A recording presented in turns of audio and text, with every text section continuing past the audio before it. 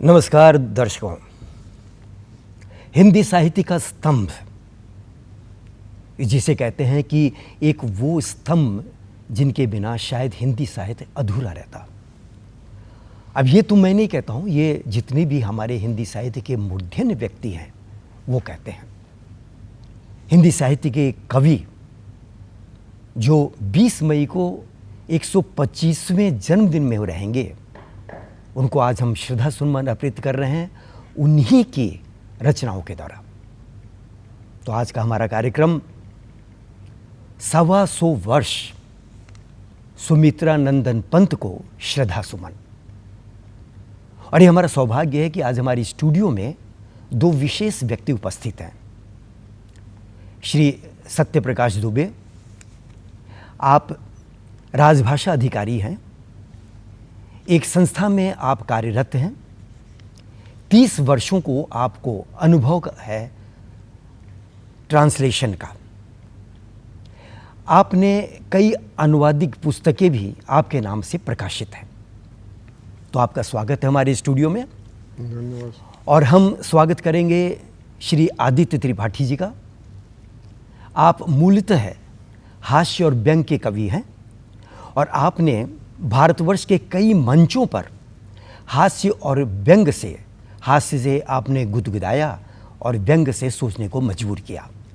तो आप मूलतः एक कवि हैं और आप भी आज उस कवि को श्रद्धा सुमन अर्पित करने के लिए हमारे स्टूडियो में आ चुके हैं। तो आदित्य जी, आपका भी स्वागत है। और मैं कैलाश शर्मा आप सबके साथ रहूँगा अब से लेकर इस कार्यक्रम के अंत तक।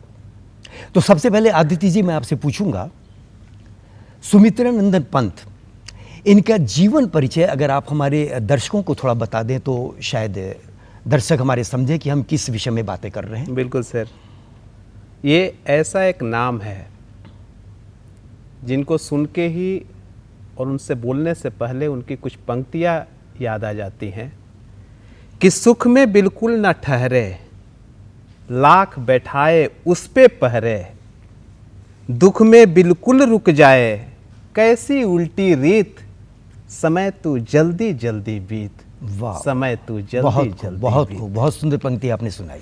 सुमित्रानंद पंत हिंदी काव्य जगत का ऐसा दीप्तिनाम नाम है जिसे प्रकृति का सुकुमार कवि भी कहा जाता है। इनके जन्म के कुछ घंटे बाद ही इनका माताजी का देहांत हो गया और इनका लालन पालन उनकी दादी माँ ने किया। बचपन में तो उनका नाम गोसाई दत्त रखा गया था।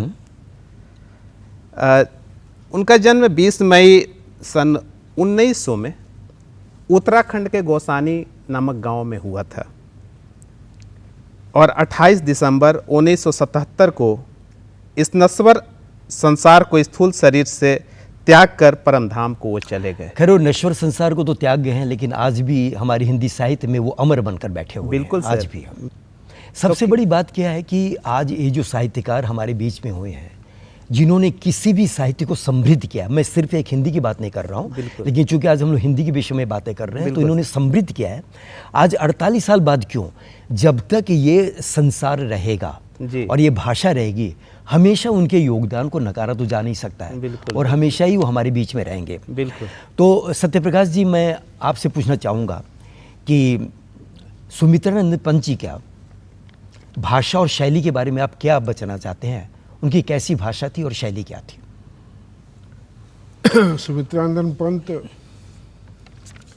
प्रकृति के सुकुमार कवि थे और छायावाद के 4 चतुष्टय में उनका एक नाम है।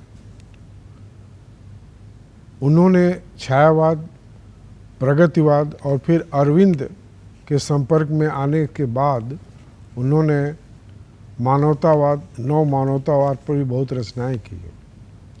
चूँकि वे पंत जी सौंदर्य के कवि रहे हैं, इसलिए उनकी जो भाषा शैली है वो बहुत ही मधुर है, कोमल है, भाव भंगिमा से युक्त है तथा कोमलकांत पदावली का उन्होंने अपने काव्यों में इसका प्रयोग किया है। आप देखिए, उन्होंने संस्कृत के ध्वन्यात्मक शब्दों का प्रयोग किया है। उन्होंने जहाँ उनको अच्छा लगा है, उन्होंने संस्कृत निष्ठ शब्दावली का प्रयोग किया, सरल, मधुर। आप देखेंगे कि उनकी जो भाषा है वो चित्रमयी भाषा है, किसी एक भाषा में नहीं बंधे हुए हैं वो। जी। उनकी एक 2 लाइन की पंक्तियां मैं आपके सामने प्रस्तुत कर रहा हूं। उन्होंने लिखा है, मारुत ने जिसकी अंचल में चंचल चुंबन उलझाया, मारुत ने जिसकी अंचल में चंचल चुंबन उलझाया, अंधकार का अलसित अंचल अब द्रुत ओढ़ेगा संसार, जहां स्वप्न सस्ते श्रृंगार। ये जो चित्रमयी भाषा है वो पंत इसमें अद्वितीय है। और उनकी भाषा को आप देखिएगा तो इतनी सहज सरल आपको लगेगी कि आसानी से आप उनकी कविता को समझ सकते हैं, आत्मसात कर सकते हैं। लेकिन उनमें एक विशेषता रही है कि जो संस्कृत निष्ठ शब्द हैं उनको भी उन्होंने बहुत ही सरलता के साथ प्रयोग किया। नहीं, उनके विषय में जैसे अभी चतुष्पद आप बताए कि वे छायावाद के चतुर्थ स्तंभ आप बता रहे हैं। बाकी हम और स्तंभ की बात कर रहे हैं, सूर्यकांत त्रिपाठी निर्मला, माफ कीजिएगा, सूर्यकांत त्रिपाठी निराला, पंत प्रसाद महादेव वर्मा और राम कुमार वर्मा का भी नाम इसमें आता है। तो इसमें इन दिग्गजों के बीच में आप इनको कहाँ पाते हैं?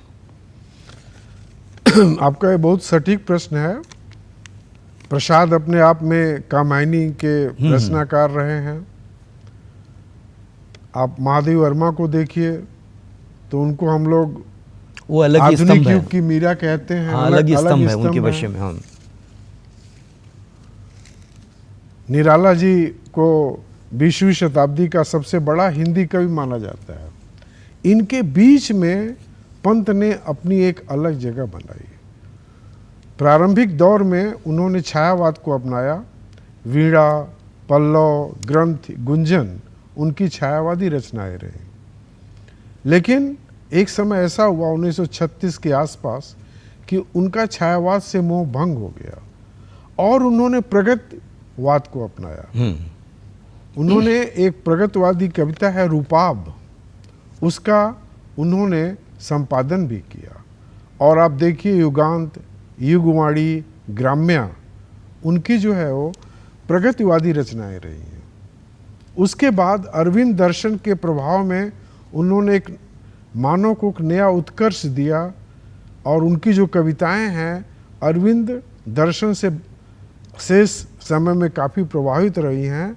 और उनकी जैसे उत्तरा है, चिदंबरा है, लोकायतन है, इन सब जो उनकी पुस्तकें हैं वो समझ लीजिए कि हिंदी साहित्य की एक अद्भुत देन है, अनमोल धरोहर है, अनमोल धरोहर है। ये बात सब सही है। जो कि उन्हें उन आचार्य चतुष्टय में एक विलक्षण जगह प्रदान करती है। आदित्य जी अभी बात कर रहे थे उनके जीवन परिचय के बारे में। आपने कहा था कि जब उनका जन्म हुआ तो उनकी माताश्री का देहांत हो गया। माताश्री का नाम सरस्वती देवी था और शायद पिताजी का स्वर्गीय गंगा दत्त जी था। ये शायद 8वें थे अपने भाई बहनों, इनका 8 नंबर था। अब 8वें के बारे में तो कहा जाता है कि हमारे श्री कृष्ण भी 8वें नंबर में थे। तो जब इनका जन्म हुआ तो कोई काम करने के लिए हुआ और उन्होंने इस भूलोक से कई असुरों शक्तियों को नष्ट किया। तो ये भी जब आए हैं तो इन्होंने असुरों शक्ति को नष्ट किया कि नहीं, ये तो अलग बात है, उन्होंने हमें समृद्ध किया। आज हम उनके विषय में चर्चा कर रहे हैं, अपने स्टूडियो में बैठकर बातें कर रहे हैं, हमारे दर्शक भी इसको सुन रहे हैं और जिज्ञासा कर रहे हैं। इसके बाद में इनके बारे में बताया कि इनकी शिक्षा दीक्षा, शुरुआती शिक्षा दीक्षा, उसके बाद में मध्य की शिक्षा दीक्षा, इसके बारे में अगर कोई प्रकाश आप डालें तो। जी सर, इनकी शुरुआती शिक्षा वहीं हुई। बाद में ये प्रयागराज में इनकी शिक्षा दीक्षा हुई और वहीं से अपने विद्यार्थी जीवन में ही ये काव्य के प्रति उनका रुझान रहा। कविताएं तब से ही ये लिखना शुरू किए थे, प्रारंभिक दौर से ही। भले वो बाद में आदमी विख्यात होते हैं चाहे जो भी, लेकिन ये कविताएं लिखना इनका एक स्वभाव में था, इनके ब्लड में था। ये जितने भी नहीं, अब ऐसा होता है कि शायद इनके परिवार में कोई कवि था कि नहीं था, कोई साहित्यकार था कि नहीं था, इसकी तो मुझे जानकारी नहीं है, लेकिन ये क्या है कि ये सब प्रकृति की इनकी देन होती है। बिल्कुल। जब ये प्रयागराज आए, इलाहाबाद जब आए पढ़ने के लिए, तो वहाँ शायद महात्मा गांधी से प्रभावित होकर इन्होंने अपनी पढ़ाई लिखाई छोड़ दी थी जी। उसके बाद में इन्होंने खुद ही संस्कृत, बांग्ला और हिंदी, इन 3 भाषाओं को इन्होंने अध्ययन किया और खुद ही आगे बढ़े। वैसे इनकी मूलतः शिक्षा जो है एक इंटरमीडिएट से ज़्यादा शायद शिक्षा नहीं हुई है। तो मैं ये पूछना चाहता हूँ आपसे दुबे जी कि पूत के पग पालने, ये कहावत है। अभी इन्होंने कहा कि जब वे प्रारंभिक शिक्षा दीक्षा में थे तभी वो लिखना शुरू कर दिए थे। अब मेरे पास जो जानकारी है कि जब वे 7 वर्ष के थे तब से उन्होंने पहली कविता लिखी थी। अब एक 7 वर्ष का बालक, 1900 में इनका जन्म हुआ, 1907 में इन्होंने पहली कविता लिखी जो वो कक्षा 4 में पढ़ते थे। अब एक 7 वर्ष का बालक क्या कविता लिख सकता है? इसके बारे में अगर हम सोचें, अगर हम अपने बारे में सोचें कि हम 7 वर्ष में क्या थे, तो शायद उस समय कविता क्या होती है और गद्य क्या होता है, हमें इसके विषय में कोई जानकारी नहीं थी। हम बल्कि जो भी हमें पढ़ाया जाता था स्कूल में बस उसे ही याद कर लेते थे। तो ये प्राकृतिक देन की जो बात कर रहे हैं कि एक 7 वर्ष के बालक में ये प्रतिभा आई कैसे, इसके विषय में अगर कोई प्रकाश डाले तो। देखिए, पंत जन्म से ही उनमें एक प्राकृतिक प्रतिभा थी, कवि की प्रतिभा थी, साहित्य की प्रतिभा थी। और जब बाद में, जैसे आपने कहा कि महात्मा गांधी के आंदोलन के फलस्वरूप उन्होंने अपना अध्ययन छोड़ दिया, उन्होंने स्वयं हिंदी, संस्कृत आदि भाषाओं को अपना पढ़ा, उसके बाद धीरे धीरे उनके अंदर यह चेतना व्याप्त हुई कि हमें जो है हिंदी साहित्य के जो भाव है उसमें अपने विचारों को व्यक्त करना है। इनके बारे में कहते हैं कि रुपहले सुनहले आम्र बौर, रुपहले सुनहले आम्र बौर, ये प्रकृति की कविता है। नीले पीले और ताम्र बौर, रे गंध अंध हो ठौर ठौर, उड़ पाती पाती के चिर उन्मन, करते मधु के वन में गुंजन। वन के विटोपों के डाल डाल, कोमल कलियों से लाल लाल, फैली नववधु की रूप ज्वाल, जल जल प्राणों में अली उन्मन, करते स्पंदन करते गुंजन। इनकी इस कविता से हमें ये लगता है कि वो प्रकृति से कितना प्यार करते थे, कितना प्रेम करते थे, उनका छायावत उसी में था।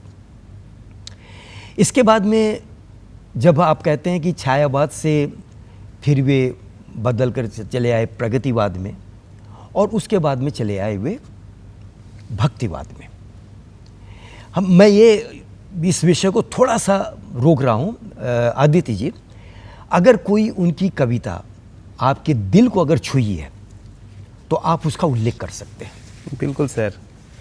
प्रकृतिवाद में आप ये देखिए कि वो प्रकृति से कितना लगाव रखते थे कि वो बादल को निमंत्रण दे रहे हैं पृथ्वी पर आने की। ये प्रार्थना है, इस प्रार्थना को मैं पढ़ रहा हूँ सर। कि जग के उर्वर आंगन में वाह, बरसो ज्योतिर्मय जीवन, बरसो लघु लघु तृण तरु पर है, चिर अव्यय चिर नूतन। ये कवि की कल्पना ही हो सकती है कि वो बादलों से बात कर सकता है, बादलों से निहोरा कर सकता है कि ये बादल आओ, धरती पे आओ। कि जग के उर्वर आंगन में बरसो ज्योतिर्मय जीवन, बरसो लघु लघु तृण तरु पर है, चिर अव्यय चिर नूतन, बरसो कुसुमों में मधुबन, प्राणों में अमर प्रणय धन। वाह वाह वाह। स्मृति बहुत अच्छी स्वप्न अधर पलकों में, उर अंगों में सुख यौवन छू छू जग के मृत रज कण कर दो। तृण तरु में चेतन मृग मरण बांध दो जग का, दे प्राणों का आलिंगन। बरसो सुख बन सुख माँ बन, बरसो जग जीवन के धन। दिश दिशि में और पल पल में बरसो संस्कृति के सावन। बहुत खूब, बहुत खूब, बहुत बहुत अब मैं दुबे जी आपसे पूछना चाहूँगा कि उन्हें कई पुरस्कारों से सम्मानित किया गया, उनमें पद्म भूषण भी मिला, ज्ञानपीठ पुरस्कार भी मिला और साहित्य अकादमी पुरस्कार भी। उस पर थोड़ा सा आप हमारे दर्शकों को अगर कुछ बताएं तो। जी, पंत जी की रचना धर्मिता को देख करके तत्कालीन भारत सरकार ने उन्हें सन 1961 में पद्म भूषण का सम्मान दिया था। जी हाँ। और इसके पूर्व ठीक 1 साल पहले उनकी एक काव्य पुस्तक है कला और बूढ़ा चांद, जिस पर उन्हें साहित्य अकादमी का पुरस्कार मिला। तो जीवन के 60 वर्ष में उन्हें पहला पुरस्कार मिला, वो जो बूढ़ा और कला चांद। बूढ़ा और कड़ा चांद पर। वाह। साहित्य अकादमी इतने वर्षों तक उनको कोई पुरस्कार नहीं कोई प्राप्त हुआ। पुरस्कार नहीं मिला, भारत सरकार की तरफ से नहीं मिला। हाँ, किसी वो तो संस्था फिर की तरफ। बाद में 60 वर्ष की उम्र उसके बाद देखिए उन्हें 1968 में सबसे पहला हिंदी कवि जिसके ज्ञानपीठ पुरस्कार मिला। हिंदी पहले सबसे पहला हिंदी कवि। मतलब इसके पहले किसी भी हिंदी कवि को ज्ञानपीठ पुरस्कार नहीं मिला। जी नहीं, ज्ञानपीठ पुरस्कार नहीं मिला था। बहुत अच्छी जानकारी और है। तो वो उनके पुस्तक चिदम्बरा पर मिला था। चिदम्बरा, अच्छा। और उसके बाद उनकी गूंज केवल भारतवर्ष तक ही नहीं रही, सोवियत लैंड नेहरू पुरस्कार भी उन्हें उनकी पुस्तक लोकायतन पर दिया गया। वाह। लोकायतन जो महाकाव्य है, मानी फिर उनके पास में पुरस्कारों का ढेर लग गया। पुरस्कारों का ढेर लग गया और साहित्य जगत में छा गए वो तो वैसे होते उसके बाद। और एक जानकारी मैं आपको बता दूं, चूंकि हम लोग दूरदर्शन में बैठे हुए हैं, जब भारतवर्ष में टेलीविज़न का प्रारंभ हुआ तो हिंदी जो नामकरण दूरदर्शन है उसे भी पंत ने किया। अच्छा। ये दूरदर्शन नामकरण पंत जी की देन है। दूरदर्शन पंत जी ने दिया है। पंत जी ने दिया। मानी जहाँ तक मेरी जानकारी है कि 1950 से 1957 तक वे आकाशवाणी में परामर्शदाता के रूप में वो कार्यरत थे। और हम कोशिश करेंगे कि हम अपने आकाशवाणी के आर्काइव से उनकी कुछ अगर रचनाएं हम प्रस्तुत कर सके तो हम आपको सुनाने की कोशिश करेंगे। खुल गए छंद के बंद, प्रास के रजत पाश, अब गीत मुक्त और युग वाणी बहती अयास। बन गए कलात्मक भाव जगत के रूप नाम, जीवन संघर्षण देता सुख लगता ललाम। सुंदर शिव सत्य कला के कल्पित मापमान बन गए स्थूल, जग जीवन से हो एक प्राण। मानव स्वभाव ही बन मानव आदर्श सुकर, करता अपूर्ण को पूर्ण और सुंदर को सुंदर। इसमें भी वही भावी जीवन की मेरी कल्पना है कि जिसको कला अपने कल्पना में जिसका आह्वान करती थी, अब वो जीवन में मूर्त हो। और जहाँ तक मुझे पता है कि दूरदर्शन का आरंभ 1959 में हुआ था जी। तो 57 तक थे, तो इसका मतलब कि शायद उनको दूरदर्शन के बारे में पूछा गया होगा कि क्या नाम रखना चाहते हैं। तत्कालीन सरकार ने उनसे राय लिया था, राय ली गई होगी, इसलिए वो रखा गया। चलिए, तो आपने बहुत अच्छी जानकारी दी। और उनकी किसी पुस्तक के बारे में अगर कोई बात करना चाहते हैं आप तो। देखिए, पुस्तक उनकी जो हम लोगों ने किताब पढ़ी हैं ग्रेजुएशन में, एमए में, बचपन में, तो उनकी जितनी भी किताबें आप देखिएगा, जैसे लोकायतन, चिदम्बरा जो है, ये अरविंद दर्शन से प्रभावित किताबें हैं। वो अरविंद दर्शन से ओतप्रोत थे और इसमें नव मानवतावाद का उन्होंने इसमें सृजन किया है।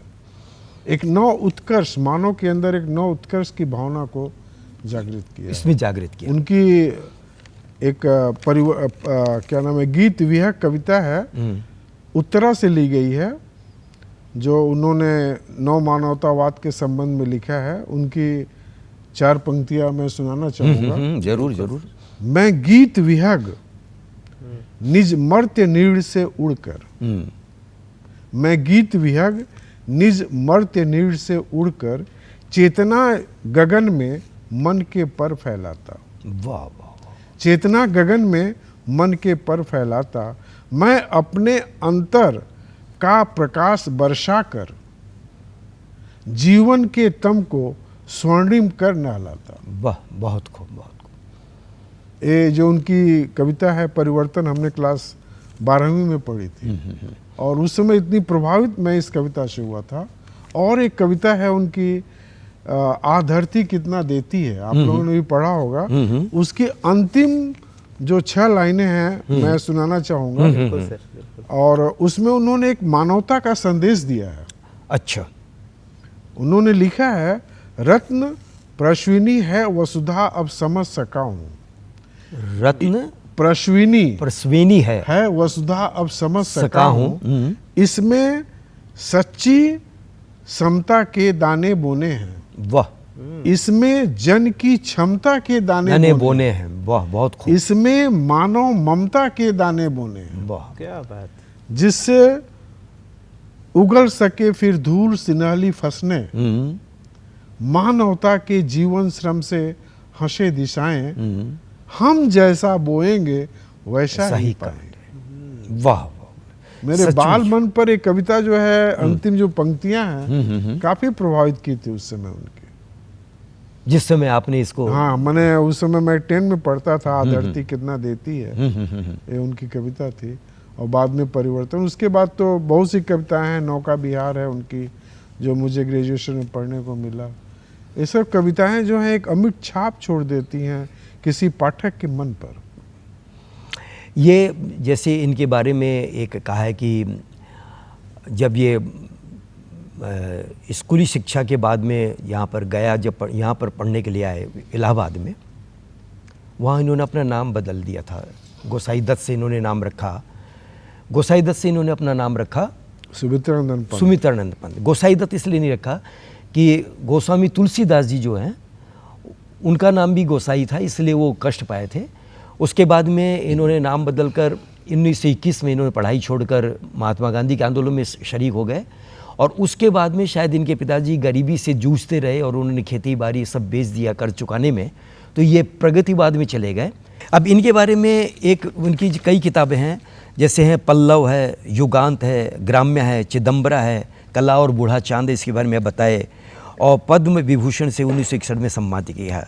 तपरे मधुर मधुर मन विश्व वेदना में तप प्रतिपल, जग जीवन की ज्वाला में गल, अब अकुलश उज्ज्वल और कोमल, तपरे विधुर विधुर मन। या विधुर कहने का मतलब मैं जितना समझता हूँ, इन्होंने आजीवन विवाह नहीं किया, तो ये क्या विधुर मन से अपने आप को क्या उससे जोड़ रहे थे? देखिए, पंत जी की रचना धर्मिता पर यदि आप समग्र रूप से अवलोकन करें तो विभिन्न स्तर पर उनके विचार, उनकी भावनाएं, उनके काव्य का जो मानदंड है वो बदलता रहता है। लेकिन एक चीज़ है, जैसे मैंने पहले ही कहा कि वियोगी होगा पहला कवि, आ से उपजा होगा गान, उमड़ कर आंखों से चुपचाप बही होगी कविता अनजान। तो निसंदेह, जैसा आपने कहा, उन्होंने जीवन भर शादी नहीं किया, तो जो विधुर शब्द है कहीं न कहीं उनके दिमाग में इस बात का द्योतक रहा, कहीं ना कहीं ये दिमाग में रहा है। वैसे निराला जी ने भी कहा कि पंत जी में शक्तिशाली बात यह है कि वे शैली की तरह अपनी रचनाओं को अनेक उपमाओं जी और रूपकों से समृद्ध कर उसे मधुर और कोमल बना देते हैं। उनकी शब्दावली जो मधुर शब्दावली है। निराला जी ने जब ये बात कही तो सचमुच में है। तो आज हम अपने दर्शकों को कहेंगे कि 28 दिसंबर 1977 को भले ही इस दुनिया से चले गए हों, लेकिन हमारे बीच आज भी सुमित्रानंदन पंत है। 20 मई 2025 को उनको 125वां जन्मदिन हम मना रहे हैं और सुमित्रानंदन जी पंत को हम प्रणाम करते हैं, उनको श्रद्धा सुमन अर्पित करते हैं। इसके साथ ही हमारे जो 2 हमारे विशिष्ट व्यक्ति आए हैं, श्री दुबे जी और आदित्य त्रिपाठी जी, तो इनका हम कहते हैं आपका बहुत बहुत धन्यवाद। आपने इनके बारे में हमारी बहुत जानकारी दी। फिर कोई कार्यक्रम लेकर हाजिर होंगे, तब तक कैलाश शर्मा को इजाज़त दें। नमस्कार।